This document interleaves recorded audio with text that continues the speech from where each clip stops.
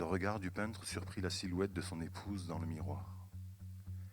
Elle était aussi belle qu'un Renoir. Malgré tout son talent, il n'avait jamais réussi à saisir sa grâce. Même ici, dans ce petit coin de paradis, où la lumière était si intense, si contrastée, il avait échoué à lui rendre plein hommage. La lecture musicale, c'est un auteur qui va lire une partie de son livre et moi, musicien, qui vais accompagner cette lecture. Donc là, en l'occurrence, avec Benoît Séverac, qui vient d'écrire ce livre qui s'appelle « Le tableau du peintre juif », il a fait le choix de lire des parties historiques et on a fait un travail ici qu'on avait commencé cet été de création, de composition pour accompagner en musique le texte et le rendre le plus vivant possible. Nuit du 10 au 11 janvier 1944. Les fugitifs s'entraidaient comme ils le pouvaient, mais tous se liguaient contre eux. La température particulièrement basse. La neige tombait récemment et en abondance sur le massif montagneux. Leurs chaussures inadaptées qui glissaient. Leurs vêtements pas suffisamment chauds. La nuit noire qui les protégeait des patrouilles mais rendait leur ascension d'autant plus périlleuse. En effet, les gendarmes ne représentaient pas le seul danger. Il y avait aussi les précipices, les versants abrupts, les trous dissimulés par l'épaisse couche blanche, le poids excessif de leurs bagages et les toiles, qui certes ne pesaient pas énormément, mais constituaient un encombrement supplémentaire. Jean-Paul et moi travaillons depuis quelques années ensemble. On s'est rencontrés sur un projet européen, POCTEFA. Et ce jour-là, on nous a mis ensemble sur scène en nous disant il faut illustrer les mots que j'avais écrits dans une nouvelle qui a été publiée dans le cadre de ce projet POCTEFA. Et là, pour la première fois, on montait sur scène ensemble. C'était de l'impro et la magie a opéré. Il y a eu une espèce d'évidence que lui et moi, on devait continuer à travailler ensemble. Ensemble, ils avaient gravi les bermes glissantes de la notoriété et reconquis les cercles mondains d'où leur mariage l'avait banni. Ensemble, ils avaient quitté Paris quand ces mêmes cercles s'étaient à nouveau fermés. À présent, voilà où ils en étaient. En cavale, sur les routes de Provence, ils essayaient de ne pas penser à tout ce qu'ils laissaient derrière eux. Jean-Paul a cette intelligence artistique d'apporter toujours quelque chose qui est vraiment lui, sans jamais dénaturer l'objet sur lequel il travaille. C'est-à-dire que c'est bien mon texte qui est servi par la musique de Jean-Paul. La musique est là, mais elle ne noie pas le texte, elle ne vient pas le détourner de ce qu'il a envie de dire. Ça, c'est son intelligence à lui. Moi, l'intelligence que j'essaie d'avoir, dont j'essaie de faire preuve, c'est d'arriver à écouter la musique de Jean-Paul pour entrer en dialogue avec lui.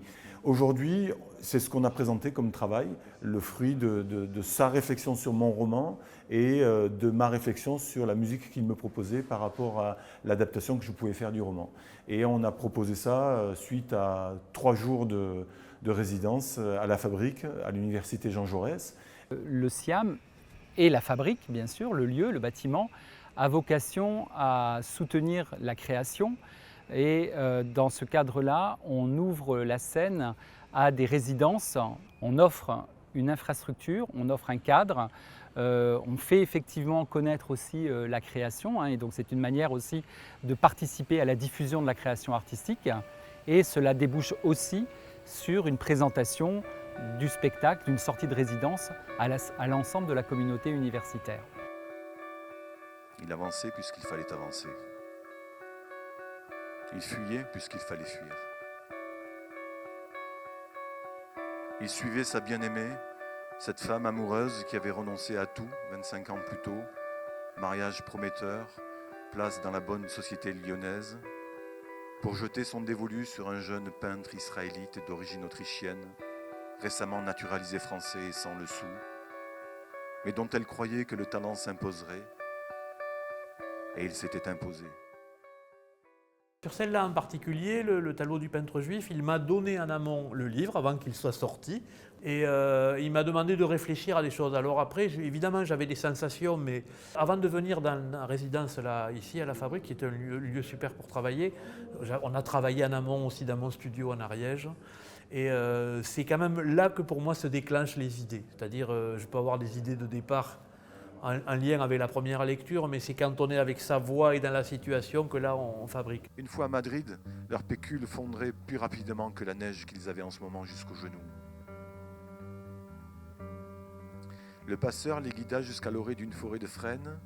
À 2 heures du matin, il faisait nuit noire et de ce côté des Pyrénées, le froid était tout aussi mordant malgré un ciel dégagé. Ça pourrait me faire penser, moi, à une musique de film. C'est-à-dire, lui, il est récitant, mais on a les images et il faut que ma musique, elle arrive à des moments, soit à renforcer une tension, ou bien une émotion, ou bien créer une respiration, qu'on ait le temps d'ingérer le texte. Voilà, donc après, c'est ce travail. Il est à la fois d'avoir la bonne idée, celle qui correspond, a priori, au climat de la lecture, et aussi après, sur l'architecture, avoir les bonnes respirations, les bons découpages, c'est-à-dire porter le texte et puis le protéger. On revient finalement au conte lu ou dit, dicté ou récité à la veillée. On revient à la poésie peut-être aussi, et il ne faut jamais oublier la dimension poétique de la prose, quoi. Je crois qu'après avoir travaillé avec Jean-Paul, je pourrais plus... Je me demande si je pourrais encore lire à voix haute, en public, sans le soutien de Jean-Paul. Ils devraient dormir dans une grange cette nuit ou dans un hôtel discret. Les Forêts leur avaient fourni l'adresse d'un établissement peu regardant sur la paperasse, mais il fallait qu'ils l'atteignent avant le couvre-feu. Si tout se passait comme prévu, ils arriveraient à Dieu-le-Fit, lieu de leur rendez-vous, le lendemain, en fin de journée.